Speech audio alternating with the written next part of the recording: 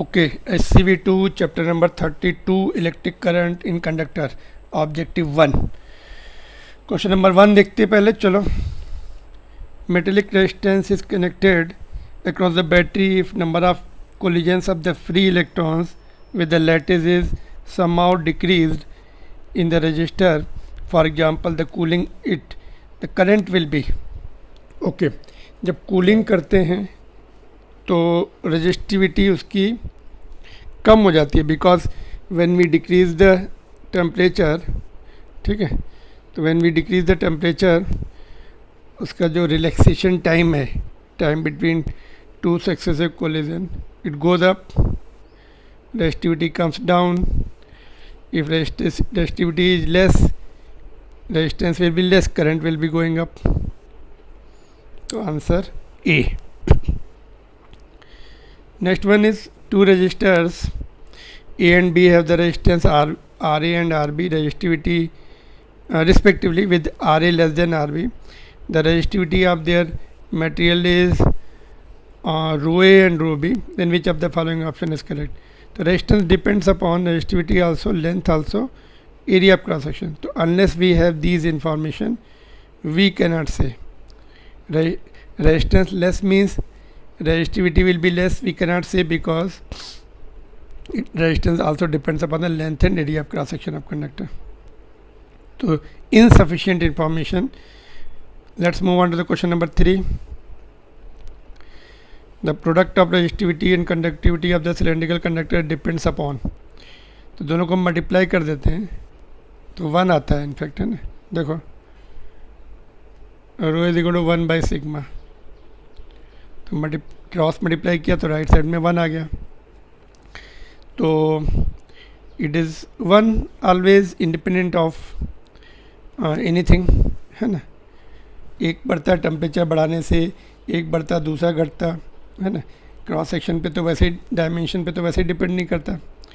Material में भी, है ना, एक बढ़ेगा, सपोज टेम्परेचर बढ़ा, ये बढ़ा तो ये कम होता है। Product is 1। Question number next. As the temperature of metallic resistor is increased, the product of its resistivity and conductivity, same है ना, remains constant, 1 रहेगी। Alright, rho into sigma,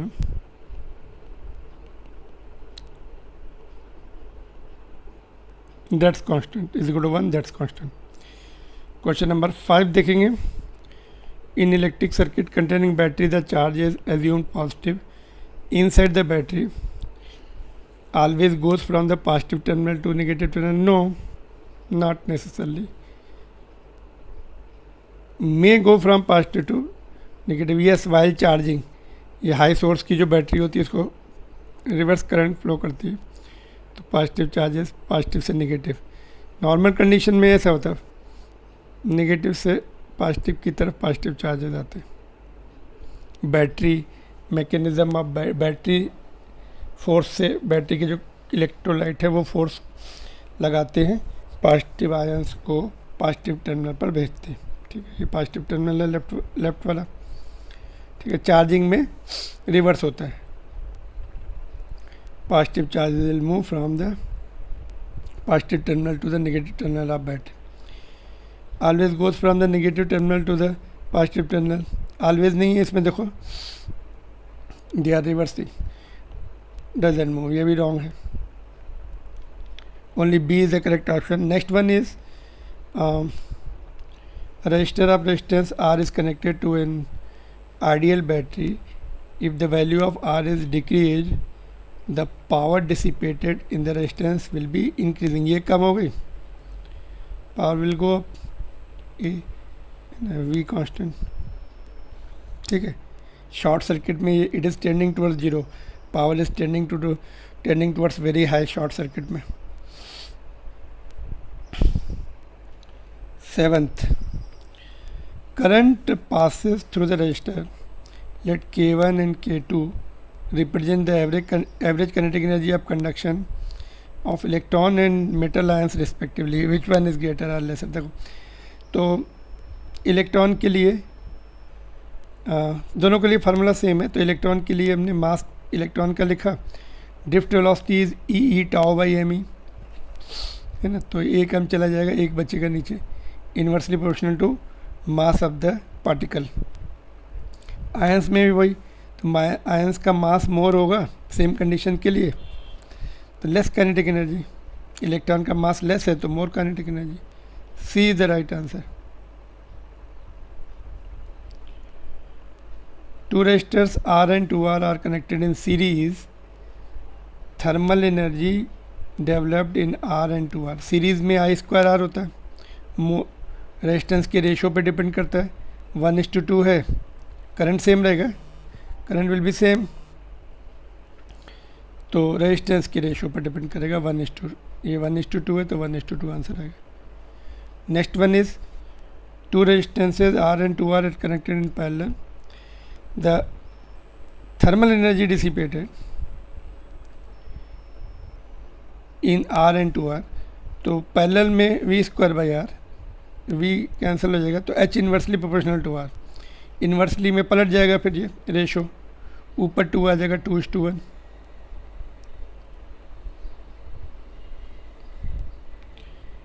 okay, uniform wire of resistance 50 ohm is cut into 5 equal parts. These parts are now connected.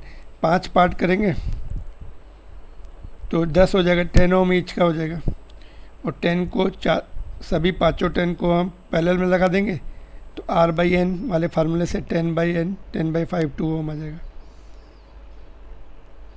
पहले each wire का, each part का 10 हो, मतलब 1/5 हो जाएगा, 10 हो जाएगा। All right. Consider the following two statements. Kirchhoff junction law follows from conservation of charges. ये सही है। Kirchhoff laws loop law follows from the conservation of nature of electric field are also called conservation of energy, है ना। Work potential, net potential zero होता है, मतलब enclose loop में work done per unit charge, है ना। तो work done आ गया, एनर्जी हो गई, और ये क्लोज लूप के लिए ज़ीरो होती, तो सिंस फील्ड इज कंजर्वेटिव इसलिए ज़ीरो आती वो।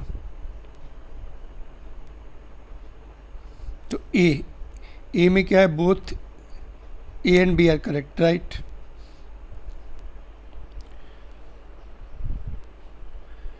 To non ideal batteries are connected in series, consider the following statements.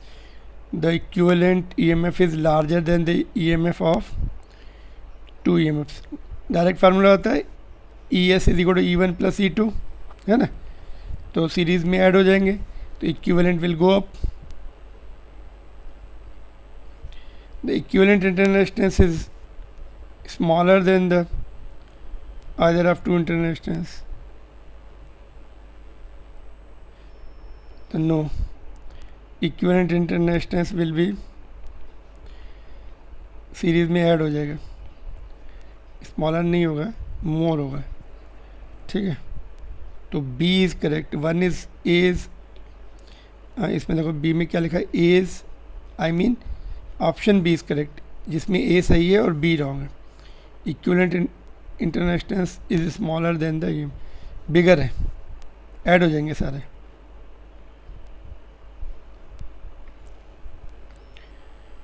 Two non-ideal batteries are connected in parallel. Consider the following statements. The equivalent EMF is smaller than either of the two EMF. तो दोनों से देखो ये formula लगाएंगे, calculate करके देख सकते हैं। इक्विवेलेंट जो होता है पैरेलल में, इक्विवेलेंट EMF छोटे वाले EMF से ज़्यादा आता है, बड़े वाले से कम होता है। अगर दोनों आइडेंटिकल हैं तो इक्वल आ जाता है, छोटा नहीं आएगा, है ना। सपोज दोनों ई की है तो EP विल बी आइडेंटिकल है, मतलब R भी सेम है, तो ई आ जाएगा, तो स्मॉलर नहीं होगा, दोनों स्मॉलर नहीं हो सकते। अनआइडेंटिकल में बड़े वाले का थोड़ा कम होता है, छोटे वाले का बढ़ता है, बीच में कहीं सेटल होता है। तो ए इज नॉट करेक्ट, है ना, ए इज रॉन्ग, तो सी ही ऑप्शन होगा। बी वाला देख लेते हैं। The equivalent internal resistance is smaller than the, हाँ पैरेलल में कम हो जाता है, लेस देन लोएस्ट हो जाता है। बैटरी में ऐसा नहीं होगा लेस देन लोएस्ट, बैटरी में लोएस्ट वाले से ज़्यादा और हाईएस्ट वाले से कम, रेजिस्टेंस में लेस देन लोएस्ट हो जाएगा। ठीक है, नेक्स्ट क्वेश्चन देखेंगे हम लोग। Net resistance of the ammeter should be smaller to ensure that it doesn't appreciably changes the current to be measured, क्योंकि ये क्या है, सीरीज में कनेक्ट होता है ना। सपोज यहाँ पे हमने अमीटर लगा दिया, ये बल्ब है, तो अगर इसका रेजिस्टेंस बहुत ज़्यादा हो जाएगा तो बल्ब डिम हो जाएगा, तो इसलिए इसका लेस रेजिस्टेंस होना चाहिए, so that it should not affect the functioning of the other devices. तो D is correct, it doesn't appreciably change the current to be measured because it is connected in series and its net resistance should be small. The net resistance of voltmeter should be large to ensure that, इसमें भी देखो, it doesn't appreciably change the potential difference to be measured, है ना। जैसे suppose ये bulb है, यहाँ पे वोल्टमीटर कनेक्ट कर देंगे पैरेलल में, तो अगर इसके खुद का बहुत हाई रेजिस्टेंस होगा तो पोटेंशियल डिफरेंस एक्यूरेट आता है। कनेक्टेड इन पैरेलल, तो अगर सपोज लेस हो गया, रेजिस्टेंस के बराबर इसका बल्ब के रेजिस्टेंस के बराबर इसका रेजिस्टेंस होगा, तो पोटेंशियल डिफरेंस काफ़ी कम दिखाएगा जी। We can make the calculation also, है ना, इसको कुछ इमेजनरी वैल्यू लेके कैलकुलेट कर सकते हैं। And this topic in NCERT book is in the next chapter, magnetism में है, वहाँ पे न्यूमेरिकल्स होंगे इसके। ठीक है, ओवर हीटिंग की प्रॉब्लम नहीं है, doesn't draw the excessive current. Excessive current नहीं बोल सकते, but it will draw the least current, बहुत कम करंट ड्रॉ करेगा। ये थोड़ा बहुत क्लोज आंसर हो सकता है। Okay, it can measure large potential difference, नहीं, it can measure large and both, दोनों। It doesn't appreciably change the potential, मतलब they should indicate close to the correct reading. अगर आइडियल होगा, ये लार्ज होगा, तो वो उसमें करंट नहीं जाता है, सारा करंट इधर ही रहेगा और सर्किट अफेक्ट नहीं होता। नेट रेजिस्टेंस भी सर्किट का उतना ही रहेगा। पैरेलल में अगर इनफाइनाइट रेजिस्टेंस लगा दो तो रेजिस्टेंस सर्किट का चेंज नहीं होगा, तो circuit will not be affected. Next one is consider the capacitor charging circuit, let Q1 be the charge given to the capacitor in 10 millisecond and Q2 be the charge given to the next 10 millisecond and 10 microcoulomb charge be deposited in time interval of T1, next 10 microcoulomb is deposited in time T2। तो initially charge growth is faster, ऐसे graph जाता है बाद में से। तो initially जो होगा Q1 in first 10 millisecond will be greater as compare to this. Initially इतना गया, नेक्स्ट 10 में इतना आएगा, तो Q1 विल बी ग्रेटर, इन दोनों में से है, तो एक ऑप्शन हो सकता है। उसके बाद देखते हैं 10 मिलीसेकेंड और नेक्स्ट नहीं 10 माइक्रोकूलम एंड नेक्स्ट 10 माइक्रोकूलम। तो पहला जो 10 माइक्रोकूलम होता है वो कम टाइम लगता है ना, क्विकली। यहाँ पे देखो टाइम एक्सेस है, 10 माइक्रोकूलम सपोज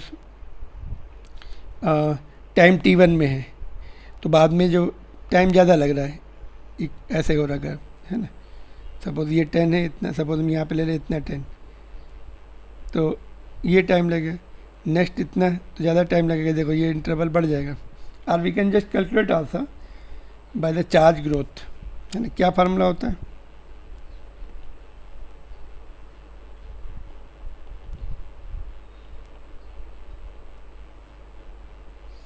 इसे rough calculate, but graph is a good indicator. Initial जो है चार्ज 10 माइक्रोकूलम बिगनिंग वाला, पहले वाला, it will take less time, है ना। ग्राफ ऐसे वर्टिकल हो रहा है, तो more charge in less time, फिर धीरे धीरे टाइम एक्सेस की तरफ बेंड हो रहा है, फिर स्लो डाउन हो जाएगा। तो option B is the right option.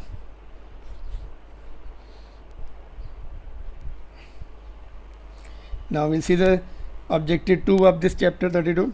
Okay, let's see now. Electrons are emitted by the hot filament and are accelerated by the electric field as shown in the figure. The two stops at left and right and ensure that the electron beam has a uniform cross section. ठीक है, electron beam जाएगी ऐसे. The speed of electron is more at B, है ना, because acceleration होगा E force upon mass, force is QE. तो accelerated motion है तो यहाँ पर कम होगा, यहाँ पर ज़्यादा होगा. The electric current is from left to right. No, electron ऐसे जा रहे हैं तो राइट टू लेफ्ट होगा. ठीक है. Now magnitude of current is larger at B. तो मैग्नीट्यूड ऑफ करंट देखते हैं. I equal to d q by d t, q equal to n e. तो यहाँ से n into e number of कुछ पर सेकेंड इमिट हो रहे हैं. N is the electrons emitted per second, है ना. यहाँ पे एन जो है इलेक्ट्रॉन्स इमिटेड पर सेकेंड.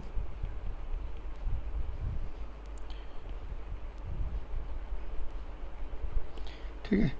तो e the charge on electron, वो तो बाहर निकले. D n by d t ये कांस्टेंट रहेगा, इलेक्ट्रॉन इमिटेड पर सेकेंड. तो वही इधर से क्रॉस होंगे, ये बीच में तो रुक नहीं रहे, है ना. स्पीड बढ़ गई लेकिन उनके बीच का गैप बढ़ जाएगा ना.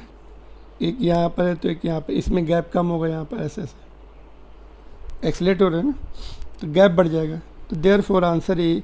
Okay, next. तो ये magnitude of current is larger at B is wrong. और करंट पे करंट डेंसिटी डिपेंड करती है, तो वो भी रॉन्ग हो जाएगा. करंट चेंज नहीं हो रहा तो करंट डेंसिटी चेंज नहीं होगी. बीम जो है दी उसके क्रॉस सेक्शन यूनिफॉर्म बीम है. A is the right answer. देखो क्वेश्चन नंबर 2 देखेंगे. Capacitor with no dielectric is connected to the battery at T is equal to 0. Consider point A in connecting wire and B between the plates. There is no current in A. तो let's see पे current की equation देखते हैं. Differentiate किया Q charge की equation ये होती है. Charge growth in the RC circuit is given by Q equal to Q naught 1 minus e to the power minus t by tau. Tau is that time constant RC.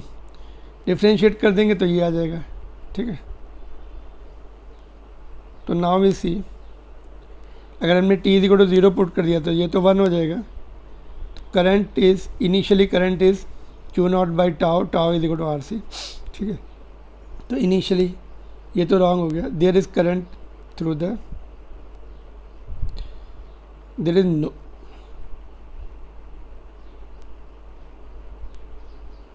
एक minute,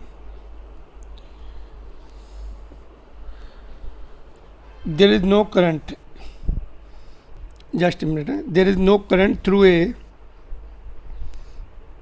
t is equal to, तो ये तो wrong है ना. ए कहाँ पर connecting wire में है ना.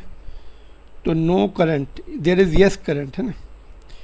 There is no current through B, है ना. तो there is no current through B. There is no current through B. ठीक है, एक मिनट, इसको जस्ट होल्ड इट. ठीक है. सी देखते हैं. There is current through A as long as the charging is not complete. हाँ, करंट फ्लो होता है, ये चार्ज इस पर पॉजिटिव चार्ज आते रहते, करंट फ्लो होता है. तो सी इज़ ऑल राइट. ठीक है. There is current through B as long as the charging is not complete. तो बी पे भी करंट होता है, डिस्प्लेसमेंट करंट बोलते हैं यहाँ पे. जैसे जैसे चार्ज आएगा इलेक्ट्रिक फील्ड चेंज होगी and changing electric field will produce the displacement current. तो बी भी सही, डी भी सही है, बट ये ऑप्शंस में नहीं दिया है अपना. ठीक है, डी सही है, तो ऑप्शंस में डी नहीं दिया. Let's see the B part. B देखते हैं. There is no current through B. तो no current through B. B पे करंट होगा, ठीक है, देयर विल बी, तो बी इनकरेक्ट हो जाएगा, बिकॉज अगर यहाँ पे करंट होता है ना तो यहाँ भी करंट होता है, तभी तो सर्किट ऐसे कंप्लीट, बीच में डिस्प्लेसमेंट करंट होता है। तो there is no current through A is wrong, there is no current through B, that is also wrong. C वाला सही है, there is current through A as long as charging goes on, ठीक है, तो ये सही है। There is current through B as long as charging is not completed, तो यहाँ भी करंट होगा, and it will be equal, this displacement current will be equal to this current जितना यहाँ पर होगा। तो C and D are correct, A and B are wrong. तो बुक में बी एंड सी करेक्ट दिया हुआ है, तो just correction should be made, ठीक है। Let me just again repeat it, there is no current through A but at T is equal to zero पे बोले हैं, तो करंट है T is equal to zero पे। ये टर्म जो है तुम्हारा what is called initially, you can put the meter here, current दिखाता है वो, है ना, और इसमें भी रहेगा, जितना इसमें रहेगा उतना, सपोज 1 एम्पियर है तो यहाँ भी 1 एम्पियर रहेगा, डिस्प्लेसमेंट करंट रहेगा वो, ठीक है। तो देर इज़ नो करंट, ये भी रॉन्ग हो गया, बट ये सही है, there is current through A as long as charging is not complete, है ना। तो एमीटर धीरे धीरे पहले मैक्सिमम दिखाता है एमीटर, फिर धीरे धीरे धीरे ज़ीरो की तरफ आ जाता है। तो C is correct, D is also correct because there will be current in B also, called displacement current, है ना, इसको डिस्प्लेसमेंट करंट बोलेंगे।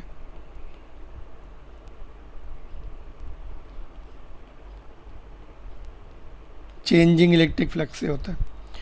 ऑलराइट, चलो फिर नेक्स्ट पे चलते हैं। When no current is pass through the conductor the free electrons don't move, free electrons तो मूव होते रहते हैं, रैंडम मोशन रहता है। द एवरेज स्पीड मूव होगा तो एवरेज स्पीड जीरो नहीं होगी, ठीक है। The average velocity of the electron over the large period of time is zero, क्योंकि रैंडम मोशन है तो एवरेज वेलोसिटी ज़ीरो आएगी, कभी लेफ्ट जा रहा है कभी राइट जा रहा है। और average velocity of all free electrons वो भी ज़ीरो आएगी, कोई इधर जा रहा है कोई इधर जा रहा है कोई इधर जा रहा है, दोनों ज़ीरो आएगी, एक की भी ज़ीरो और सभी की भी ज़ीरो एवरेज। रैंडम मोशन होता ही रहता है ना। No current pass no current, जब करंट पास होता है तो ड्रिफ्ट होती है, फिर एवरेज वेलोसिटी नहीं होगी ज़ीरो, एक पर्टिकुलर डायरेक्शन में ड्रिफ्ट होती है, ठीक है। Moving on to the next question, which of the following quantities do not change when the resistor is connected to battery is heated due to the current. तो देखो, तो resistivity depends upon the mass of the electron और electron density of free electrons e square and tau time dependent होता है, time बढ़ने से जल्दी जल्दी कोलिजन होते हैं। टेम्परेचर डिपेंडेंट होता है, जब हीटअप हो जाएगा तो जल्दी कोलाइड होंगे, टाइम कम हो जाता है, time of collision. Resistivity goes up तो आर गोज अप तो करंट कम्स डाउन तो ड्रिफ्ट वेलोसिटी जो है क्या क्या चेंज नहीं होगा, विच of the following doesn't change, तो ये चेंज हो जाएगी drift velocity will change, resistivity will change, resistance will change. ये किस पे डिपेंड करता है देखते हैं, देखो ये सैचुरेटेड होते हैं कंडक्टर में, तो number of free electrons per unit volume remains constant 10⁻28। Semi conductor में चेंज होती है, सेमी कंडक्टर में ये फास्ट रेट से बढ़ते हैं, ये कम रेट से कम होता है, तो resistivity comes down, conductivity goes up. Semi conductor की बात करो, रिवर्स एक्शन होता है सेमी कंडक्टर, तो एन विल नॉट चेंज, है ना। As the temperature of conductor increases its resistivity and conductivity change, the ratio of two, तो ratio जो है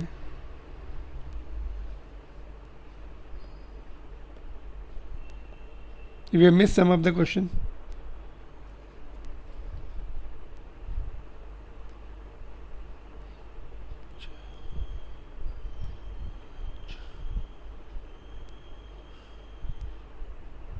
ओके ठीक है।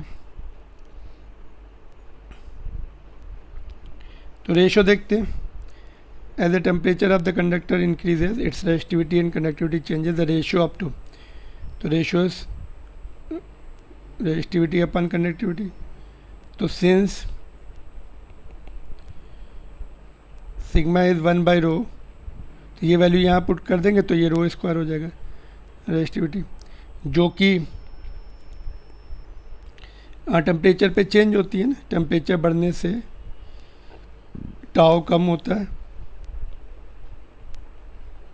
रेजिस्टिविटी बढ़ती है ना.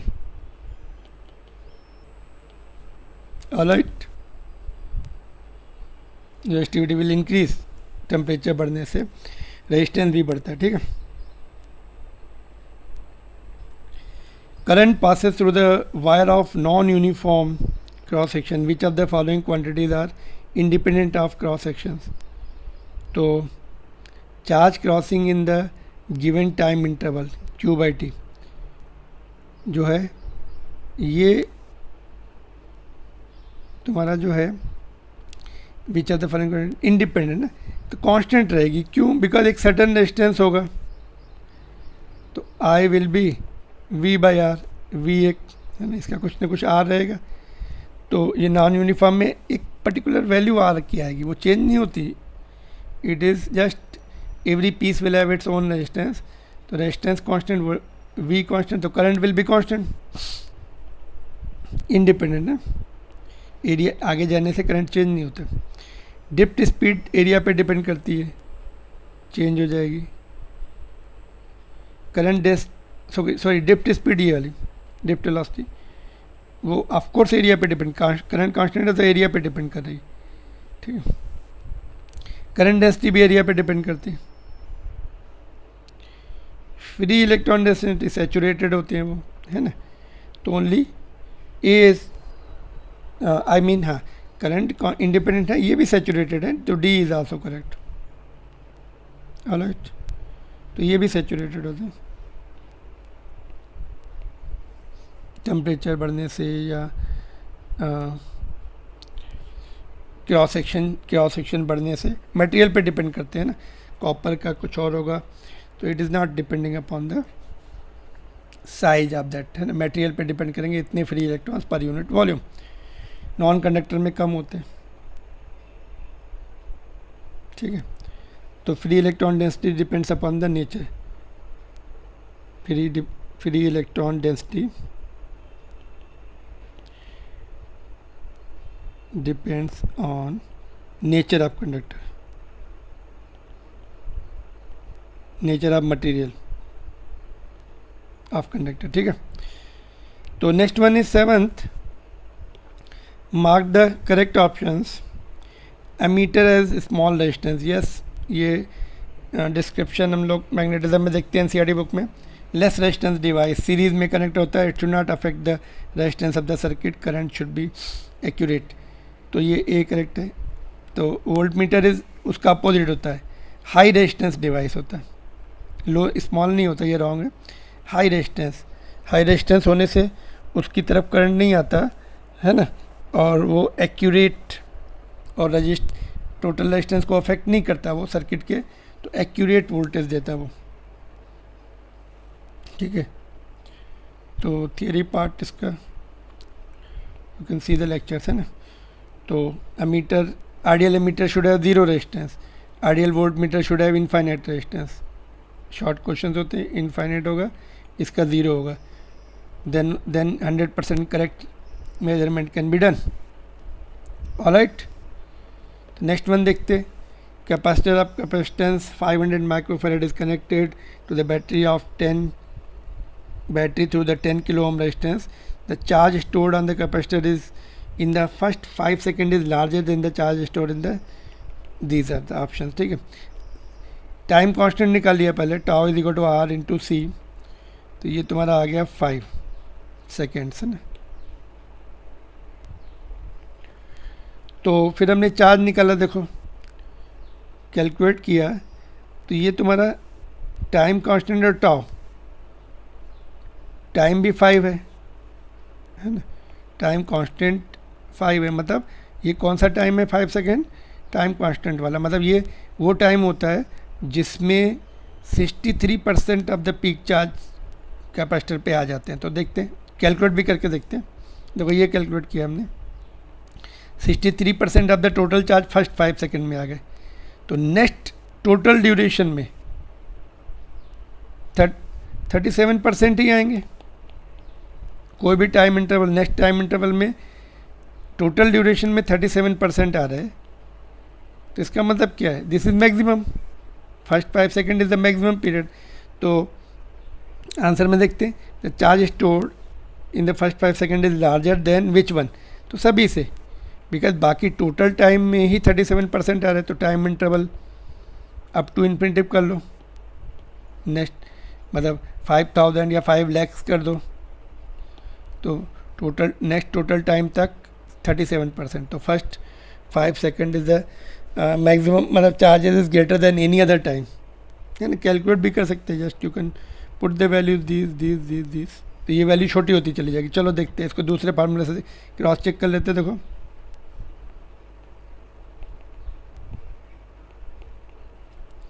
वन माइनस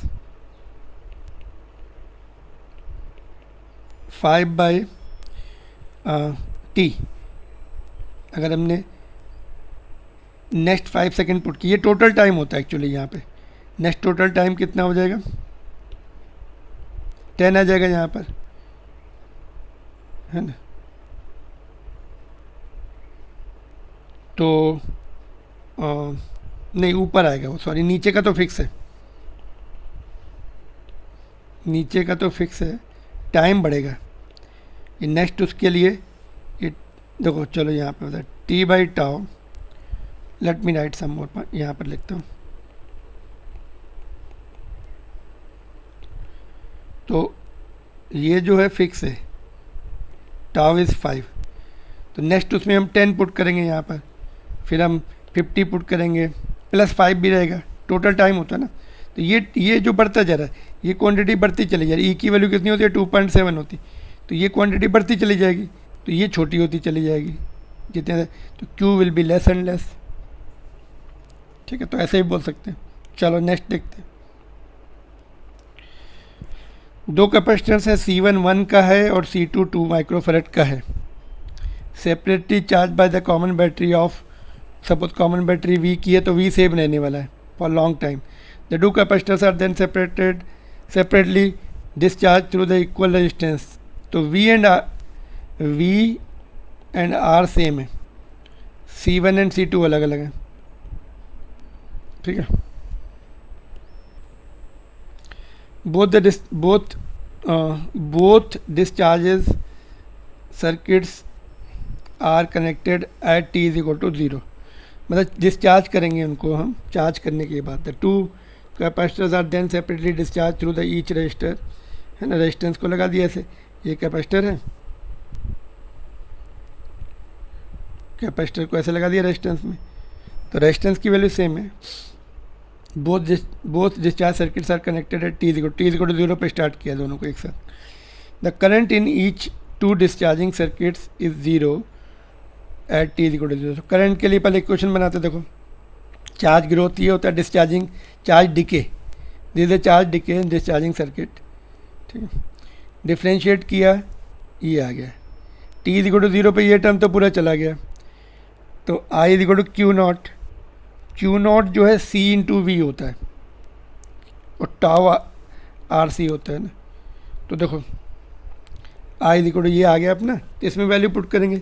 पहले कैपेसिटर का कैपेसिटेंस C है, पोटेंशियल V है और टाइम कांस्टेंट उसका C इंटू R ये है, तो C कैंसिल हो गया, ये आ गया।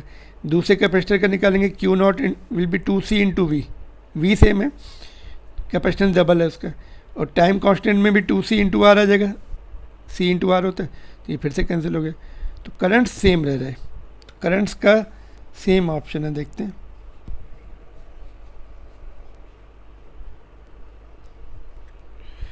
Current in each of the two zero नहीं है, नॉन ज़ीरो है। देखो V/R आ रहा है, minus means decrease, minus means it में इंक्रीज, डिक्रीजिंग है ना। ठीक है, तो current into discharging circuit t is equal to 0 or equal but not 0। हाँ, इक्वल है, नॉट 0 है, तो ये अनइक्वल वाला रॉन्ग हो जाएगा। तो अभी ये देखते हैं C1 losses 50% of its initial charges sooner than C2 losses 50% of its. तो टाइम कांस्टेंट निकालो T1 एंड T2। तो इसका टाइम कांस्टेंट जो है लेस है, τ1 इज टाइम कांस्टेंट क्या होता है 63% जो है चार्ज उसके ख़त्म हो जाए, 63% ख़त्म हो जाए, 37% बचे रिमेनिंग। डीके में ऐसा होता है ग्राफ।